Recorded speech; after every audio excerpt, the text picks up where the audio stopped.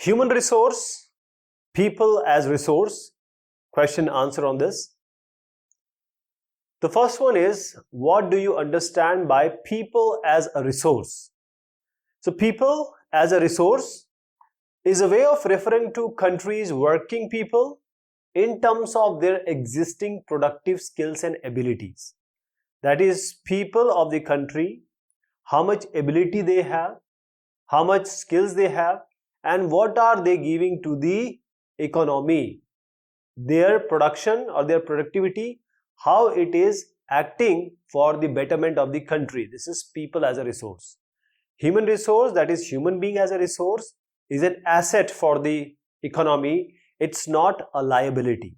Population becomes human capital, manav punji, when there is investment made in the form of education. If you educate a person, if you train a person, if you give him proper medical care, so in the form of education, training and medical care.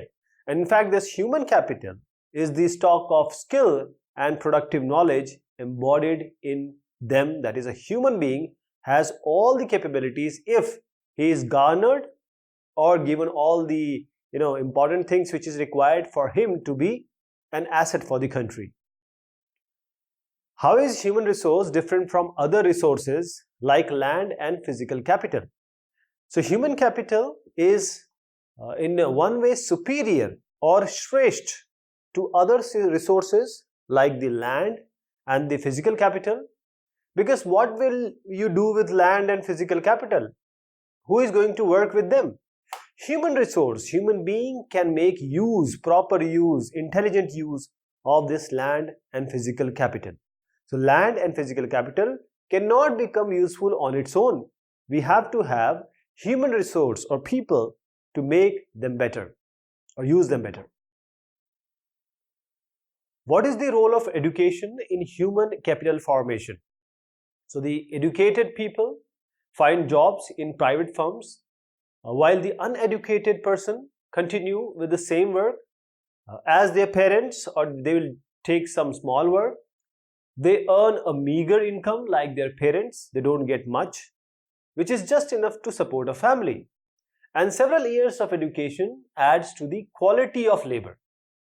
So this enhances their total productivity, and total productivity adds to ultimately the growth of the economy of the country. So this in turn plays an individual, you can say salary as a salary or payment. This in turn pays an individual through salary or in some other form of his choice. So it is known fact that the investment made in education, this is very important, investment or nivesh done in education and health, one can yield a high return in the future in the form of higher earnings and greater contribution to the society.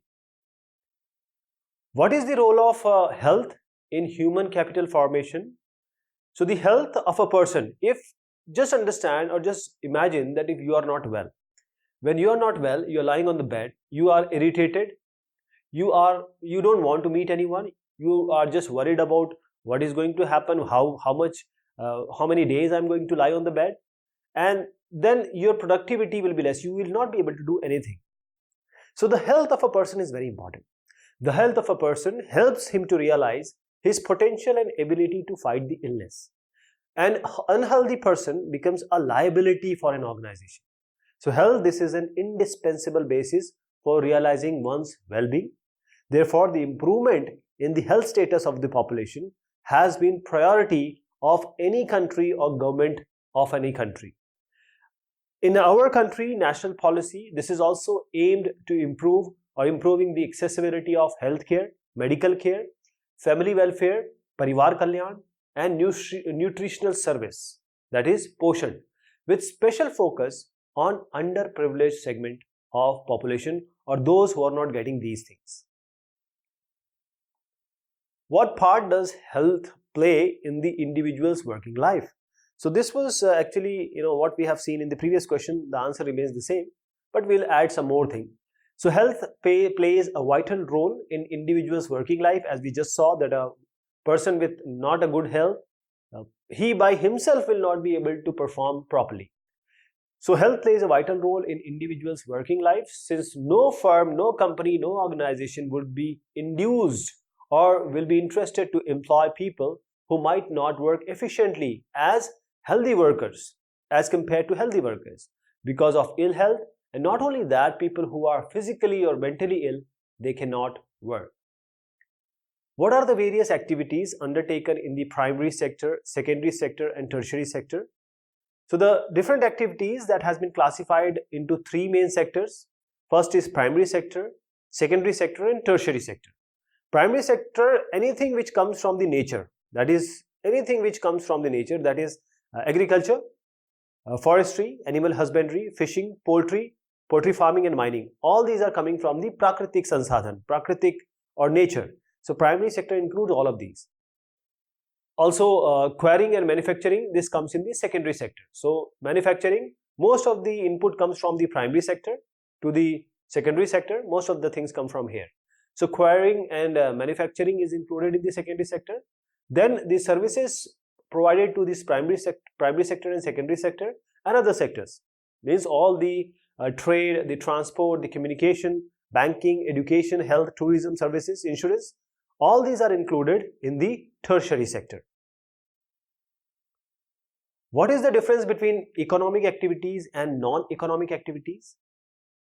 So economic activities, see, wherever you work, you get money, you are being paid. That is, this is all those work you perform or anybody perform or the organization perform, and if the money transaction is there, then these are economic activities.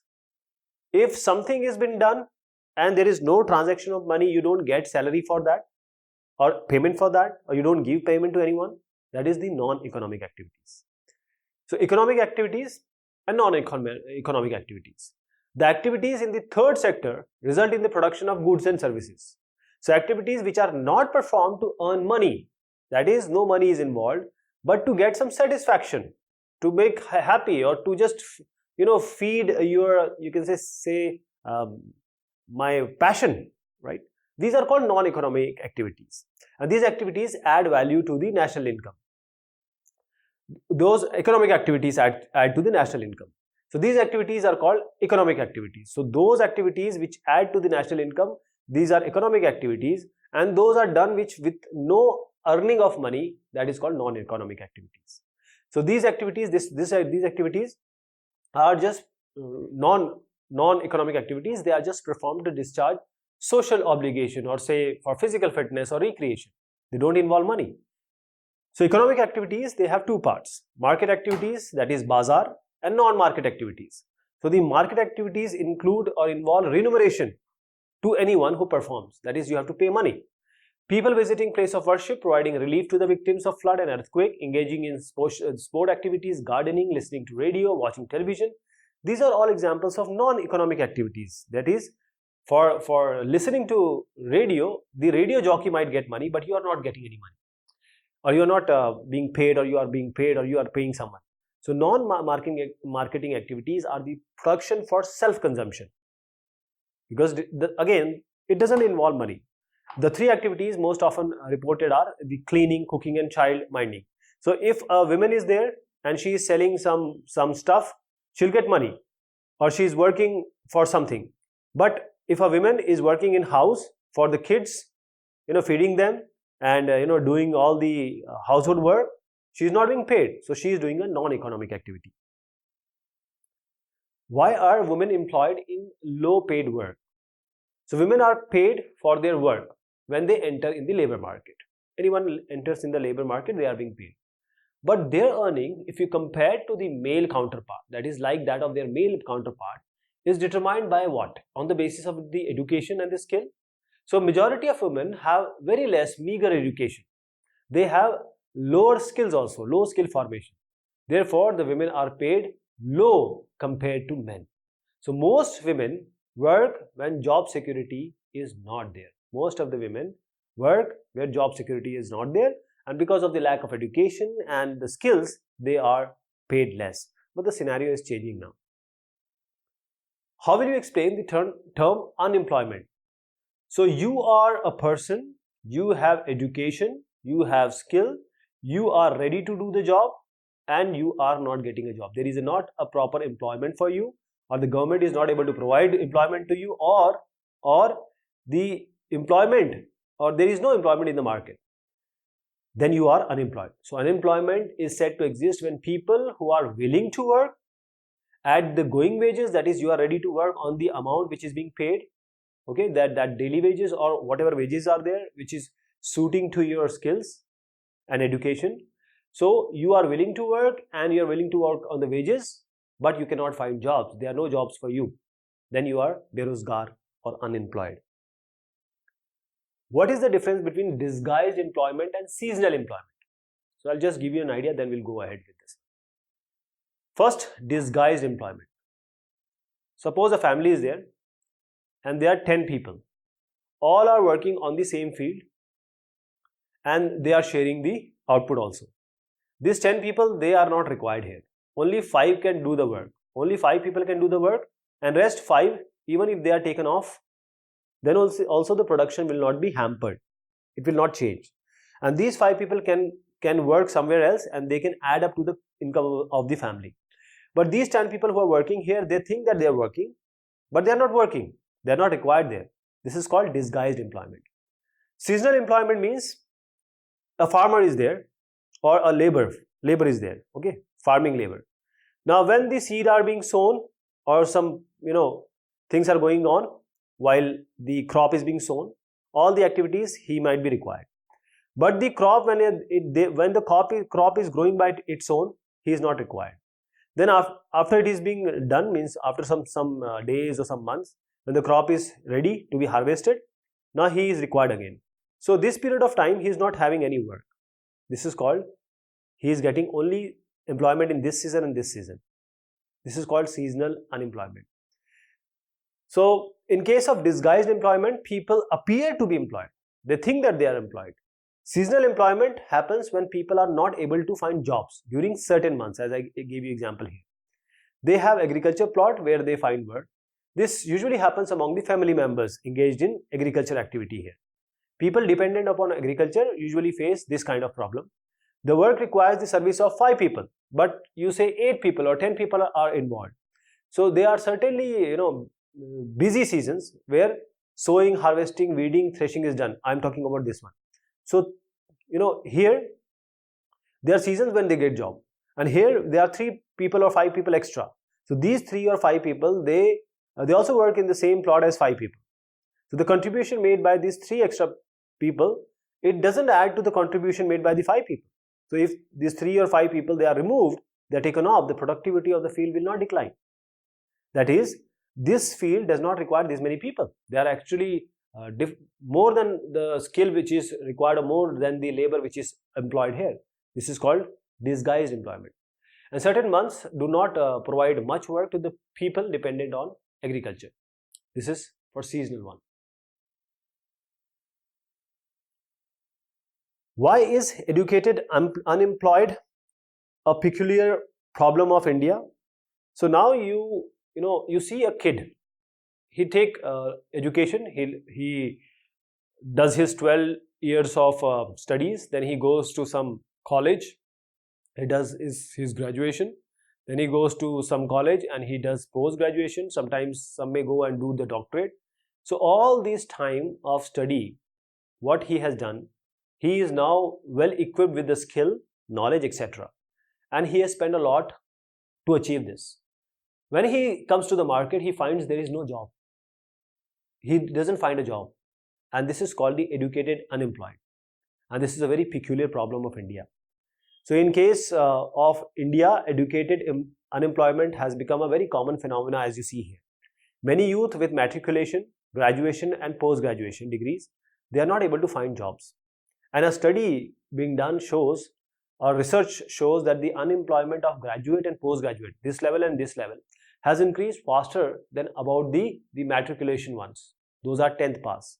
A paradoxical manpower situation is witnessed as a surplus of manpower in certain categories coexists with shortage of manpower in others.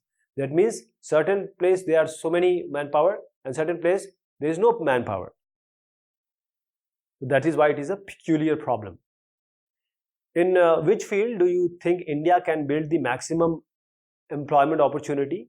So we have, you see, there are certain sectors.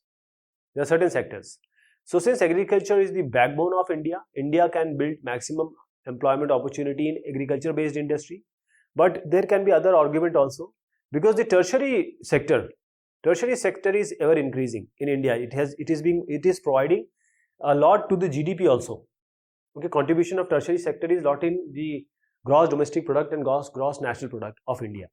So this tertiary sector is also providing a lot of service like the BPO, because of ICT, this information and communication technology, a lot of enhancement in, or lot of jobs has been created. So the tertiary sector is also able to provide maximum employment in employment opportunity. Can you suggest some measures in the education system to mitigate the problem of educated unemployed? So if you have an educated employed, what can be done to make him proper employable? Because it is being said right now that the engineers which are coming out of the Indian colleges, only 40% to 30% they are employable, others are not. That is, they are not being taught, or they are not being prepared at the way they may work in the actually field coming to the industry. So what is the problem? How can it be mitigated?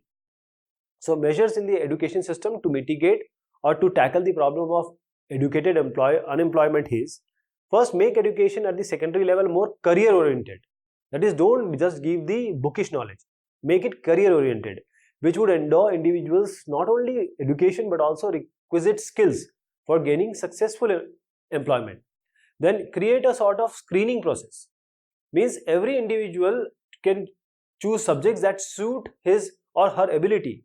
You cannot judge a fish and an elephant together, because they have different skills, they are different animals. The introduction of newer subjects and field of study at the school level should be accompanied by growth of job opportunities. So wherever some subject is there, some course is there, that means it has to have a job also. Somebody is doing that course, he must get job in that field only. So in these sectors, that would employ the students electing to study these subjects. These are certain changes that can be done. Can you imagine some village which initially had no job opportunities but later came up with many? Yes, there are various places in the text also it is being given that there is a village, right? And all these villagers would use the cloth. They don't go to any darzi. They will make it by themselves. And also there was no education, but there was a person, or there was a kid, and he was very bright. He was sent to school, and then he became the agroculturist, right? So he learned about the agriculture. He came back, and people saw that he is changing things. Now everyone of that village first they went to the panchayat and they asked for a school, and they sent all the kids to the school, and now the education grew. And after that, the things changed in that village. So this is given in the text also. So Shri Perambadur, this Nanganeri, Kudangulam, these are certain names you can give from your places also. These are some villages which did not have opportunities earlier, but now they are named that the opportunities are apart. They have a lot of opportunities here. So you can give the example of book also. That's what I'm saying, like this one. Which capital would you consider the best? Land, labor, physical capital and human capital. Why? Of course, we'll go with the human capital. Why? The capital is best, which you consider is human capital. Why? Because there are countries like Japan. If you take an example of Japan, Japan is a very small country, and it is always, earthquake there. It's shivering every time, and they don't have any natural resources. But still, Japan name is taken with all izzat. It is in the top, top countries of the world, developed country and top countries. Why? Because Japan that has invested in human resource, in the people there, as they do not have any natural resource. So these countries are developed and rich countries. These countries, Japan is a rich country now. They import the natural resources needed in their country.